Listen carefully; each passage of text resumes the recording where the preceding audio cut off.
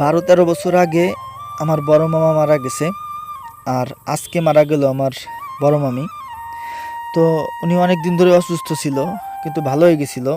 এরপরে আজকে যখন বাথরুমে গেছে, হঠাৎ করে পড়ে গেছে, বুক ব্যথা, মানে উনি ওখানে স্ট্রোক করেছে এবং ওখানেই মারা গেছে।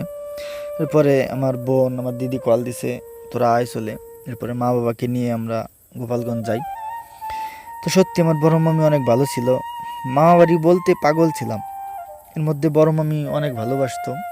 হ্যাঁ, সব মামা মামি ভালোবাসতো, বাট তার ভিতরে বড় মামিটা বেশি ভালোবাসতো। এবং আমার মাও গল্প করতো যে আমার বৌদি অনেক ভালো, আমার বৌদিকে নিয়ে আমি এখানে গেছি ঘুরতে, আমার বৌদি আমাকে খুব ভালোবাসতো। তো আজকেও সে মামি চলে গেল। আসলে আত্মীয় স্বজন চলে গেলে সত্যি অনেক খারাপ লাগে, সেটা বলার মতো না। কতটা খারাপ লাগে সবাই জানেন। কিছুদিন আগে শ্মশানে গিয়েছিলাম আমার ভাগ্নের সমাধিতে ঘুরতে, আর আজকে যেতে হলো আমার মামির দেহ নিয়ে।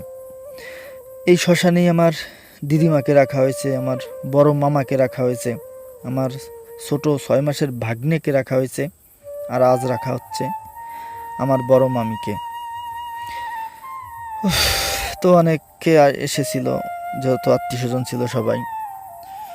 সত্যি মানে কষ্ট লাগে। যখন মামা বাড়ি যেতাম তখন মামি কত ভালোবাসতো, ডেকে ডেকে খাওয়াতো। এই সেদিন আমি হাসপাতালে গেছি মামিকে দেখতে। মামার ছেলে, মামার মেয়ে যে নিয়ম কানুন সেগুলো পালন করলো। স্নান করে মামির সমাধিতে আগুন দিল, চারপাশে 7 গুল্লি দিল।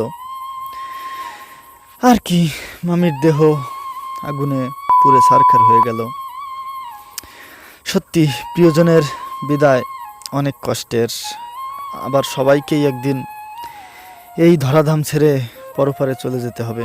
আমার মামি যেন ভালো থাকে পরপারে, সবাই আশীর্বাদ করবেন।